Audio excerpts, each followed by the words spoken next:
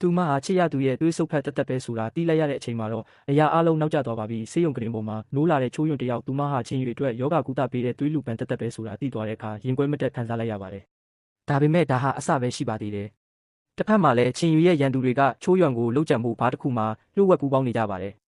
မျက်မှန်တဲ့လူကကြိုးကြားကိုချိုးယွန့်ကထင်တယ်လို့မလွယ်ဘူးသူမမှာဝိညာဉ်စွမ်းအားရှိပြီးချင်းရွေစီကယတနာတစ်ခုကိုလိုချင်လို့ကတ်နေတာလို့ပြောပြီးသူတို့နှစ်ယောက်ပူပေါင်းမှုသဘောတူလိုက်ကြပါတယ်ဒီလိုနဲ့ချိုးယွန့်ရဲ့အသက်အန္တရာယ်ဟာတဖြည်းဖြည်းနီးကပ်လာပါတော့တယ်လမ်းပေါ်မှာရှောက်နေတဲ့ချိုးယွန့်တယောက်ရုတ်တရက်လူမဲအုပ်စုရဲ့ပြန်ပေးဆွဲခြင်းကိုခံလိုက်ရပါတယ်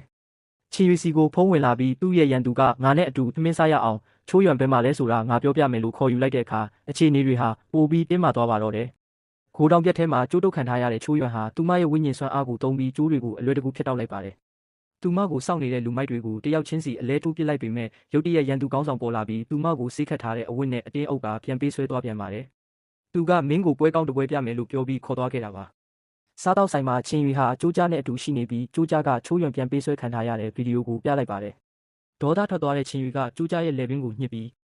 းချိုးယွန့်ဘယ်မှာလဲလို့မေးပေမဲ့ကျိုးကြားကမလောပါနဲ့ပွဲကောင်းကအခုမှစတာလို့ပြုံးပြီးပြန်ပြောပါတယ်။အဲ့ဒီအချိန်မှာပဲချိုးယွန့်ဟာအခန်းထဲကိုအတင်းခေါ်ဆောင်ခံရပြီးအဝေးကနေကြည့်နေခဲ့ရပါတယ်။ကျိုးကြားကချိုးယွန့်ဟာရည်ရွယ်ချက်ရှိချင်းကပ်ခဲ့တာလို့ပြောတဲ့အခါချင်းရွေကသူမကိုပိုးပြီးဒေါသထွက်အောင်လုပ်ဖို့ဆုံးဖြတ်လိုက်ပါတယ်။သူကကျိုးကြားကိုရင်ခွင်ထဲဆွဲသွင်းပြီးဖက်နှန်းကအနီးကရိုမန်တဆန်ပြလိုက်တဲ့အခါအဝေးကနေကြည့်နေတဲ့ချိုးယွန့်ရဲ့နှလုံးသားတစ်ခုလုံးကြေမွသွားပါတော့တယ်။ဒီလိုတစ္ဆာဖောက်မှုကိုခံစားလိုက်ရတဲ့ချိုးယွန့်ဟာအပြင်းအထန်တုန်လှုပ်သွားခဲ့ပါတယ်။ရန်သူကချိုးယွန့်ကိုသူ့မျက်လုံးထဲမှာမင်းကသွေးလူပန်တက်ပဲငါနဲ့လိုက်ခဲ့ပါလို့ပြောပြီးခေါ်သွားဖို့လုပ်တဲ့အချိန်မှာပဲချင်းရွေရုတ်တရက်ရောက်လာပြီးချိုးယွန့်ရဲ့လက်ကိုဆွဲကင်လိုက်ပါတယ်။သူကငါလူကိုမင်းတို့ထိရဲတယ်ပေါ့လို့ကျုံးဝါလိုက်ပေမဲ့စိတ်နာနေတဲ့ချိုးယွန့်ကကျမဘသူနဲ့ရှိရှင်းနဲ့ဘာဆိုင်လဲလို့အော်ဟစ်ပြီးလက်ကိုယုံထွက်သွားပါတော့တယ်။အဲ့ဒီညမှာပဲချင်းရွေဟာပတင်ပေါ်မှာအိပ်ပျော်နေတဲ့ချိုးယွန့်ရဲ့အပေါ်ကိုအုံမိုးပြီးသူမရဲ့လက်ပင်ကိုကိုက်ကသွေးတွေကိုအငမ်းမရဆုပ်ယူပါတော့တယ်။နာကျင်စွာနဲ့နိုးလာတဲ့ချိုးယွန့်ဟာသူမရဲ့ဝိညာဉ်အမြစ်ကိုရှာဖို့အတွက်ညာရင်းချင်းပဲအိမ်ကနေတိတ်တဆိတ်ထွက်ပြေးခဲ့ပါတယ်။ဒါပေမဲ့ချင်းရွေကတော့သူမနောက်ကိုကားနဲ့တိတ်တဆိတ်လိုက်လာခဲ့ပါတယ်။သူမရဲ့ဆရာဝန်ကချိုးယွန့်ရဲ့လက်ကောက်ဝတ်ကိုစမ်းသပ်ပြီးမင်းရဲ့ဝိညာဉ်စွမ်းအားတွေကုန်ခန်းနေပြီးဝိညာဉ်အမြစ်ကိုမရှာနိုင်ရင်အသက်အန္တရာယ်ရှိတယ်လို့သတိပေးလိုက်ပါတယ်။ဒါအပြင်သူကမင်းချင်းရွေကိုချစ်မိသွားပြီလားလို့မေးတဲ့အခါချိုးယွန့်ကသူဟာငါအစီအစဉ်အောင်မြင်ဖို့အတွက်အသုံးချခံကရိယာတက်ပဲလို့ညင်းဆိုလိုက်ပါတယ်။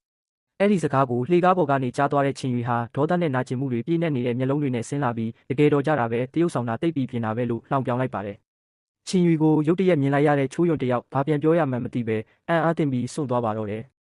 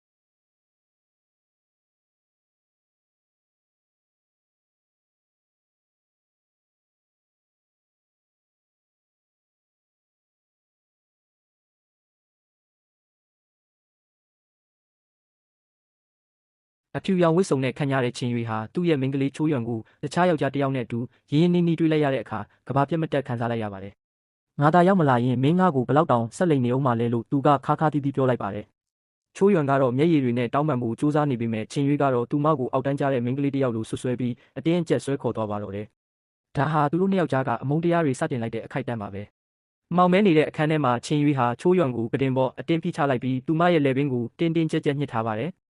မင်းငါနာကိုဘာလို့ကတ်တာလဲဘာကိုလိုချင်လို့လဲလို့သူကဒေါသတကြီးအော်ဟစ်မေးမြန်းနေပါတယ်။ချိုးယွန့်ကသူမဟာဝိညာဉ်အမြစ်ကိုရှာဖို့လာခဲ့တာပါလို့ဝန်ခံလိုက်တဲ့အခါချင်းရွေရဲ့ဒေါသတွေကအတိုးထိပ်ကိုရောက်သွားပြီးသူမရဲ့နှုတ်ခမ်းတွေကိုအညိုးတကြီးနဲ့ကြမ်းတမ်းစွာနမ်းရှိုက်လိုက်ပါတော့တယ်။သွေးစတွေထွက်လာတဲ့အထိပြင်းပြတဲ့အနမ်းတွေကြားမှာသူတို့နှစ်ယောက်ရဲ့နာကျင်မှုတွေကအတိုင်းသားမြင်နေရပါတယ်။ဒါပေမဲ့အခြေအနေတွေကချင်းရွေထင်တယ်လို့မဟုတ်ခဲ့ပါဘူး။ချိုးယွန့်ဟာချင်းရွေရဲ့အသက်ကိုကယ်ဖို့အတွက်သူမရဲ့အသက်ကိုတောင်ရင်းခဲ့တာဖြစ်ပါတယ်။သူမဟာချင်းရွေကိုတကယ်ချစ်မိသွားပြီးသူမရဲ့ဝိညာဉ်စွမ်းအားတွေကိုအကုန်သုံးပြီးသူ့ကိုကယ်တင်ခဲ့တာပါ။ဒါကိုသူမရဲ့မိတ်ဆွေကချင်းရွေကိုပြောပြလိုက်တဲ့အခါချင်းရွေဟာနောင်နာတွေနဲ့အတူယူသွမတက်ခံစားလိုက်ရပါတယ်။ သူအမုန်းဆုံးလို့ထင်ခဲ့တဲ့မိန်းကလေးကသူ့အတွက်အသက်ပေးခဲ့တယ်ဆိုတာသိလိုက်ရတဲ့အခါအရာအလုံးကနောက်ကျသွားပြီလားလို့သူတွေးနေမိပါတယ်ဆေးရုံကတင်ပေါ်မှာအသက်အန္တရာယ်စိုးရိမ်နေရတဲ့ချိုးရွံကိုကြည့်ပြီးချင်းရွေးဟာမျက်ရည်တွေနဲ့အတူတောင်းပန်နေပါတယ်မင်းကိုငါတကယ်ချစ်တာပါငါ့ကိုထားမသွားပါနဲ့လို့တိုးတိုးလေးပြောရင်သူမရဲ့နှုတ်ခမ်းတွေကိုနူးညံ့စွာနမ်းရှိုက်လိုက်တဲ့အခါသူတို့နှစ်ယောက်ရဲ့စိတ်ချင်းထိတွေ့သွားတယ်လို့ခံစားရပါတယ်ချိုးရွံတတိယလာတဲ့အခါသူမကချင်းရွေးကိုအမတ်တရပတိစေးလေးတစ်စေးပေးခဲ့ပြီးသူမရဲ့အချစ်တွေကစစ်မှန်ကြောင်းတက်တည်ပြခဲ့ပါတယ်သူတို့နှစ်ယောက်ကြားကအထင်လွဲမှုတွေပြေလည်သွားပေမဲ့အန်နီရကတော့ကြွယ်ရမှာစောင့်ကြိုနေသေးပါချင်းရွေးရဲ့ပြိုင်ဘက်ရန်သူဟာသူ့ကိုဖျက်ဆီးဖို့အတွက်အစီအစဉ်တစ်တွေဆွဲနေပါတယ်သူဟာချင်းရွေးရဲ့ဝိုင်ခွက်ထဲကိုအစိတ်တွေလှုပ်ဝက်ထည့်လိုက်ပြီးချင်းရွေးကတော့ဘာမှမသိပဲအဲ့ဒီဝိုင်ကိုတောက်လိုက်ပါတယ်ချင်းရွေးမူးဝေလာပြီးလဲကျသွားတဲ့အခါရန်သူကတော့အောင်းနိုင်သူအပြုံးနဲ့ကြည့်နေပါတယ်